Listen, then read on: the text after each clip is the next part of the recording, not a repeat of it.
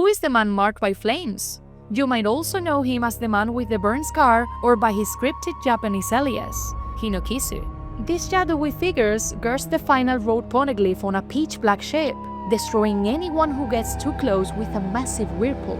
After digging deep into the manga, I've tracked down every hidden clue Oda left behind, and they all point to one specific person, someone almost everyone has forgotten about, a character kept in the dark waiting for the final saga of One Piece. And today, you're finally going to find out who he is.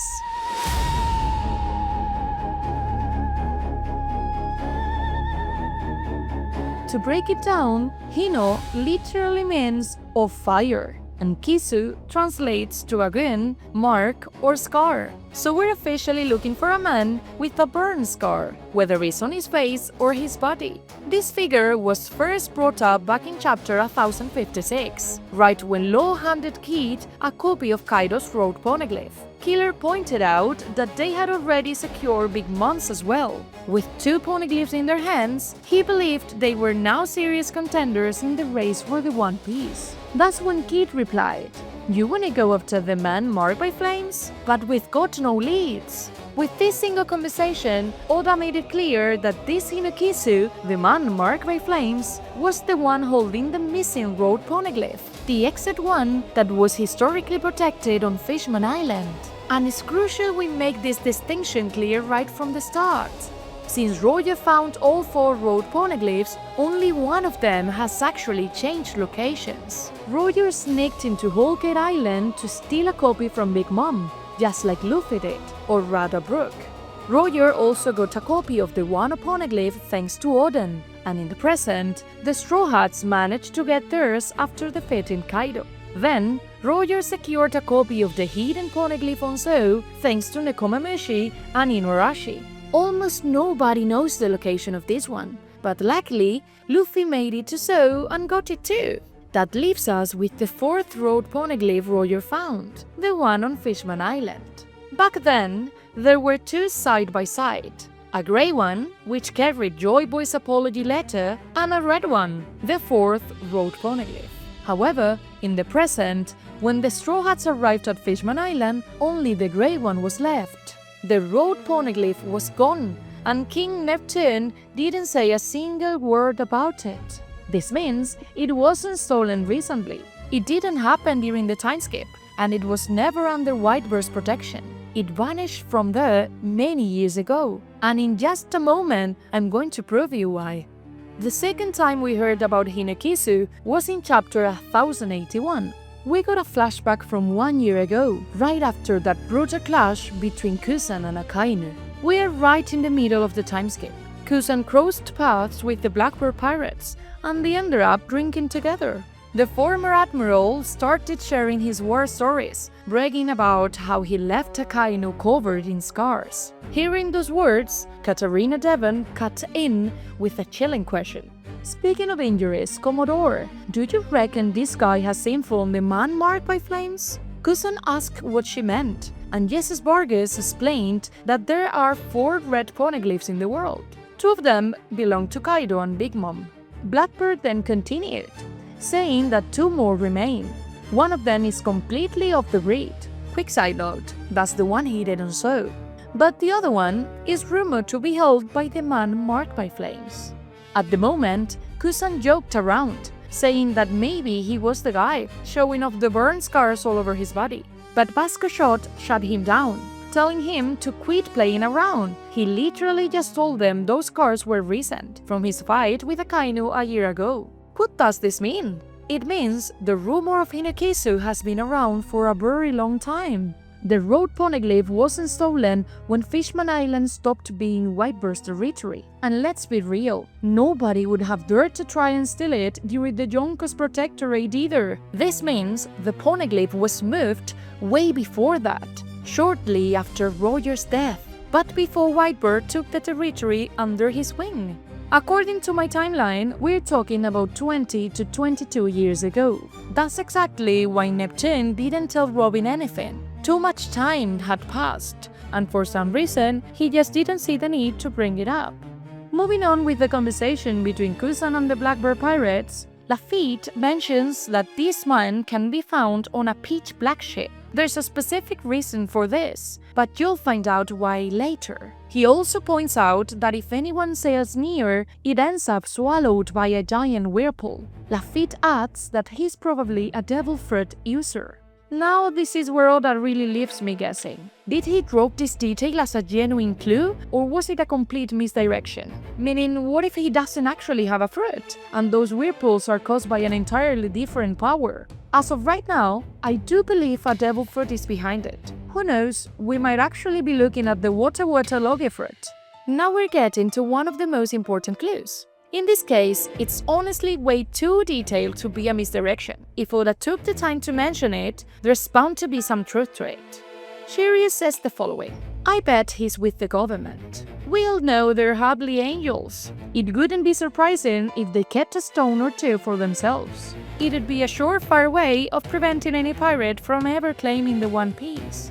Like I said, there has to be some truth hidden in Shiryu's words. But why wouldn't it be the whole truth? Because honestly, it wouldn't make any sense. Think about it. Why would the war government, meaning Nimu, get their hands on a Road Poneglyph and instead of locking it away safely in Marioa, like in the Room of Flowers or the Frozen Chamber, tell some guy to put it on a ship and just sail around the sea? That would be completely absurd. It would actually increase the chances of it getting stolen.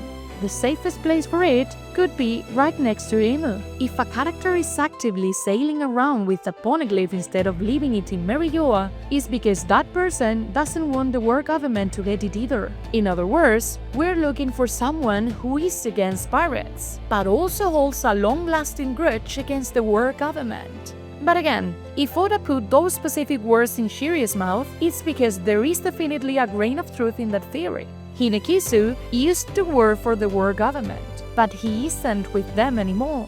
It's a very similar situation to what happened with Kusan. In fact, that's the whole point. That's why Kusan jokes about being that man marked by flames. Oda is drawing a direct parallel between them. It's a massive clue. Hinokizu is someone who used to work for the government, but due to some major event, he now despises them. So he keeps the poneglyph safe from everyone's hands, including the government itself.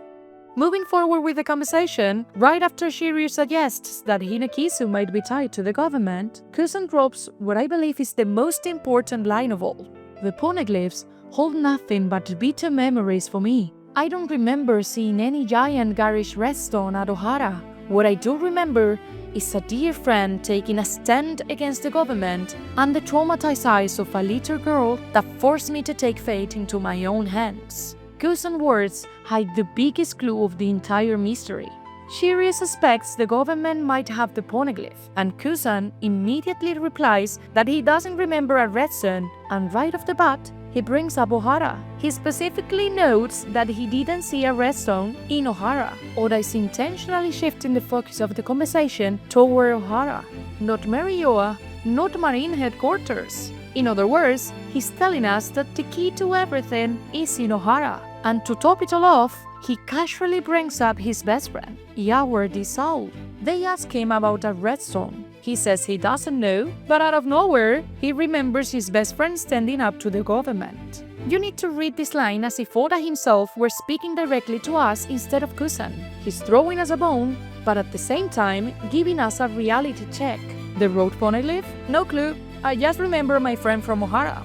Why would he even bring that up? Because Saul is the key to this whole thing. But don't worry, Hinokizu is not Saul. We finally saw Saul in Elbaf. And logically, when Hinokizu is officially revealed, it's going to be absolutely epic, on that pitch black ship, summoning enormous whirlpools. So why did Oda mention Saul in that specific panel? The reason is very simple. The creator of One Piece wanted to throw us off. He wanted us to believe Saul was Hinokizu. Honestly, he was the perfect candidate. He checked every single box of the clues I just analyzed. The Ohara Incident left him covered in burn scars all over his body. He's someone who used to belong to the government, but now despises them. And on top of that, there's another very subtle yet crucial clue. When Kid first mentioned Hinokizu, Oda drew a few panels showing 3 specific characters reacting to that name. Luffy was clueless, asking what they were even talking about. Law was dead silent, analyzing the information since this directly impacts his goal too. And the third character is Robin, who is shown looking deep in thought, marked with a question mark.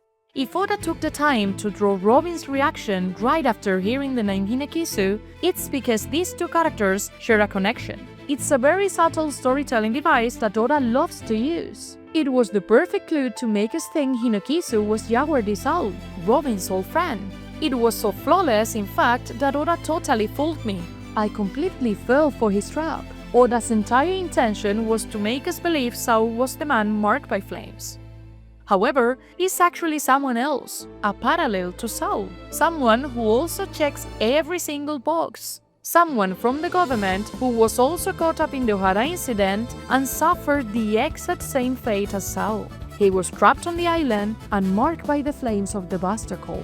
It has to be someone we already know. That's the whole point of setting up a mystery for us to guess. But like I said at the beginning of the video, this is a low-profile character, someone who has been flying under the radar, staying completely in the background. If it were a major figure like Dragon, they couldn't refer to him as the man with the burn scar or the man marked by flames. They just call him by his name. But even if he's a lesser-known character, Oda must have dropped hints that he's powerful, or at least has the potential to be. I'm about to tell you his name. And honestly, you probably have no idea who he even is. But stick around, because I'm going to show you all the clues pointing right at him. And believe me, there are plenty. The man marked by flames is none other than Laski. And you're probably thinking, who the hell is Laski?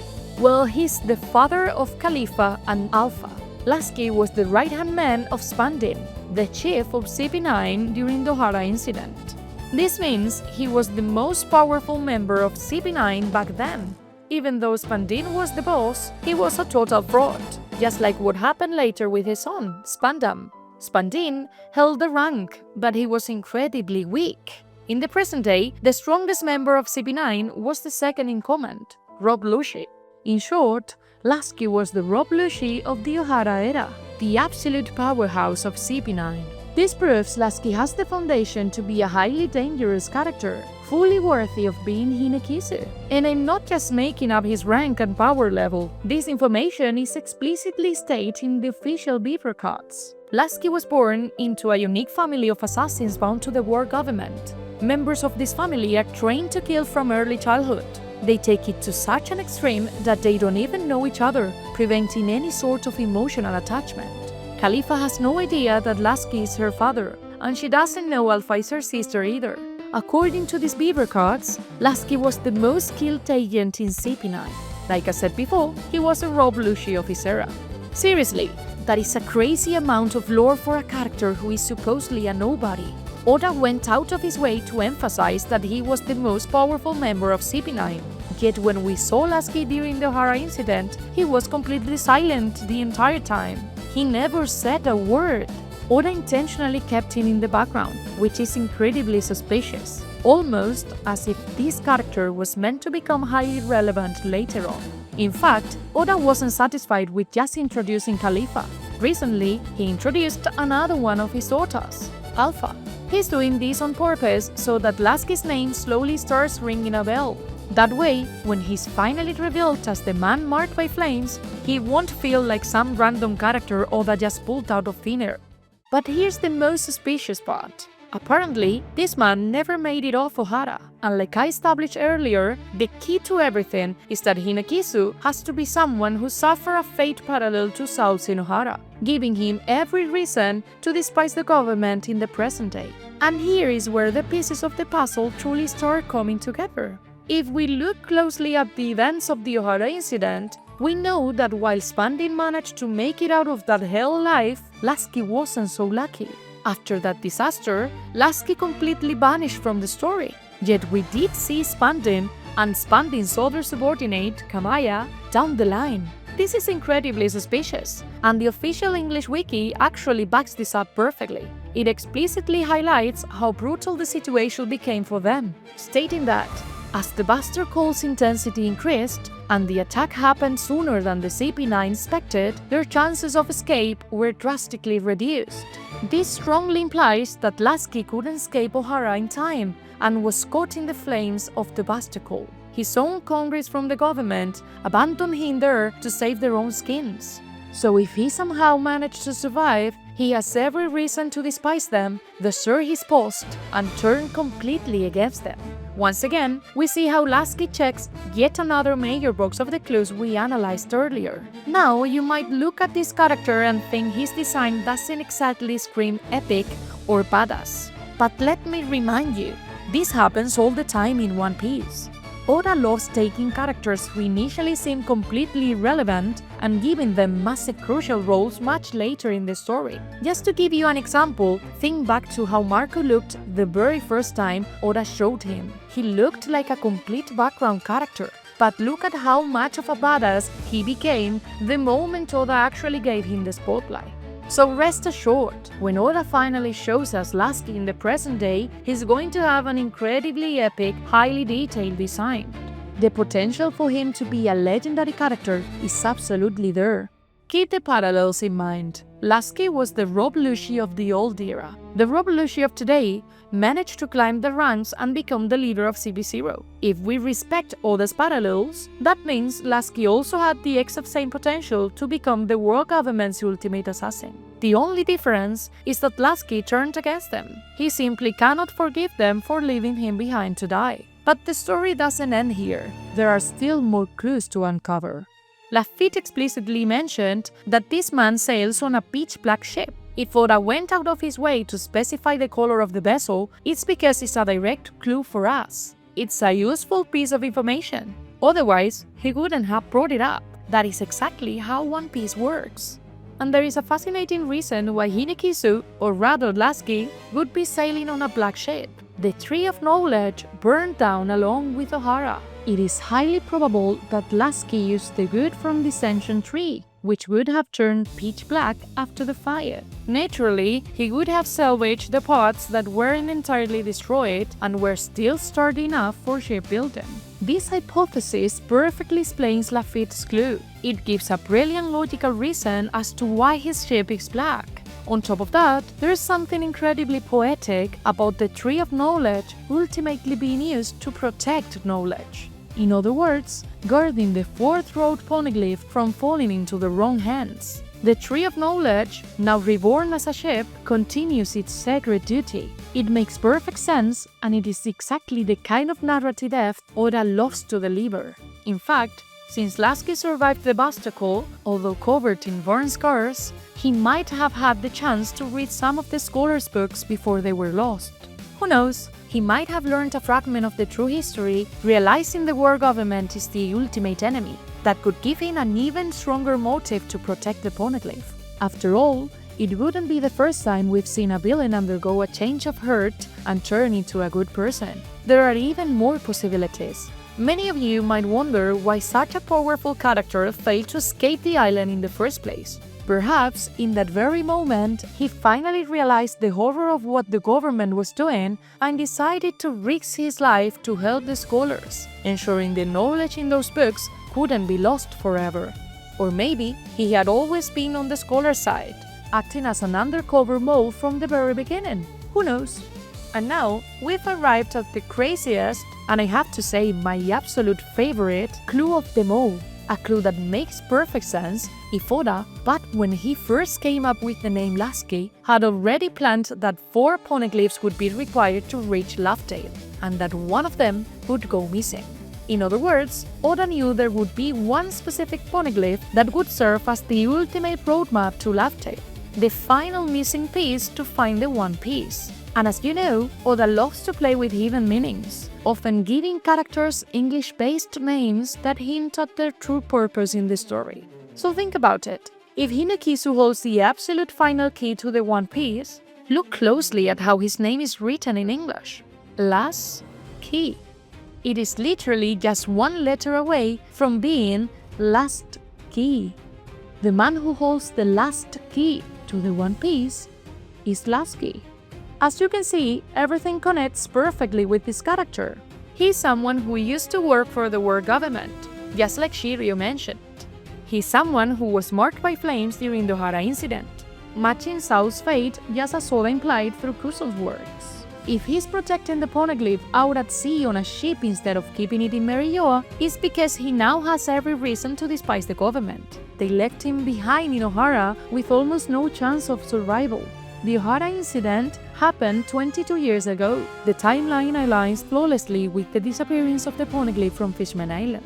He is a character with the potential to be incredibly powerful. According to Oda, he was the strongest member of CP9 back then. Why would Oda ever bother stating that if we never saw him in action? Oda went out of his way to give him deep lore, establishing him as part of a unique family of assassins.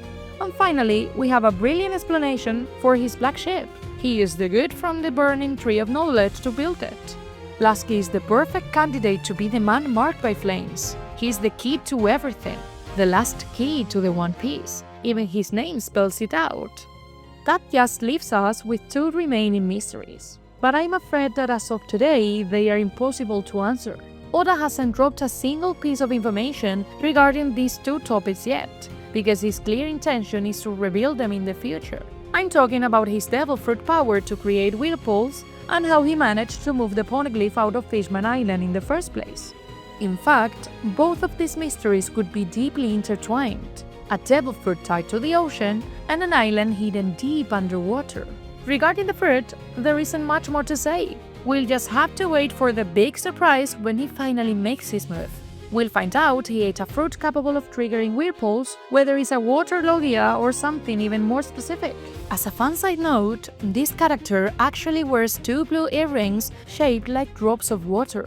Then again, it could be a completely different power altogether. Who knows? On the other hand, the explanation of how Laski managed to take the Poneglyph from Fishman Island is something we simply cannot answer yet, because Oda hasn't dropped a specific piece of the puzzle into place. However, it's highly likely we'll find out pretty soon. For instance, we've already seen Neptune in Harald's flashback. This means the door is always open for another flashback down the line, where Neptune might drop a hint about the Road Poneglyph. Or considering that Shirahoshi is ultimately Mosa, it means Fishman Island is now in danger. This gives Oda the perfect excuse to take us back there, allowing a character to finally reveal what truly happened to the Road Poneglyph roughly 20 years ago. The possibilities are endless. Just because there isn't a direct link between Laski and Fishman Island right now doesn't debunk anything. It simply means Oda hasn't put it on paper yet. We just need to give him time. You'll see how he managed to make every single piece fit perfectly. Once the Elbaf arc wraps up, we'll definitely start getting clues about Hinokizu, as he will be Luffy's next target, the absolute last key to reaching Laugh Tale. And if you want my honest opinion, it's highly likely this encounter will take place near Lodestar Island. That way, Oda kills two birds with one stone. We'd first witness the man marked by flames on his black ship, and the high seas pursuit would ultimately culminate on Lodestar. On paper, going to Lodestar doesn't seem to make much sense for the Straw Hats anymore. That's the island where Roger discovered the existence of the Poneglyphs and was forced to restart the journey from scratch. But Luffy and his crew skipped that entire hurdle. They already know about the Poneglyphs, making a stop there seemingly unnecessary. However, remember what Inmarashi told them. If Crocus insisted that they must reach the final island charted by the log post, they should trust him. This is simply Oda's way of telling us that yes, this is precisely where they will cross paths with the final Road Poneglyph. It's the perfect narrative excuse to build a storyline around an island that seemingly had nothing left to offer. Or worse, an island that is completely deserted. And an inhabited island doesn't give you much room for a compelling plot. But if they run into Hinokizu there, everything changes. And that's it for today's theory. Before we get into the final questions, I want to ask you for a huge favor. If you're enjoying this video, please hit the subscribe button right now. I'm still a very small channel, and honestly, the vast majority of people who watch my content aren't actually subscribed. It takes just 1 second of your time, but it would make me incredibly happy, and it helps me more than you can imagine to keep growing and making these breakdowns. So what do you think? Does the last key wordplay blow your mind as much as it does mine? Is Laski the ultimate mastermind hiding in the shadows of the New World? Or do you think Oda has someone else completely different in store for us? Let me know your wild theories down in the comments below. Thank you so much for watching, and I see you in the next one!